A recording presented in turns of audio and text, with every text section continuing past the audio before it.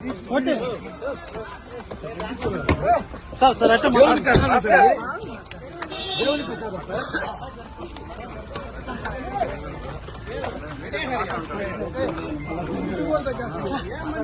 TTD మాజీ ఈవోగా ఉండి మొత్తం తిరుమల కనసను నడిపి ఈ రోజు కల్తీ విషయంలో విచారణకు వస్తే నేను ఒక భక్తుడిగా లడ్డు ఇస్తే లడ్డు కూడా తోసేసి ఈరోజు ధర్మారెడ్డి కారికి పారిపోయాడు.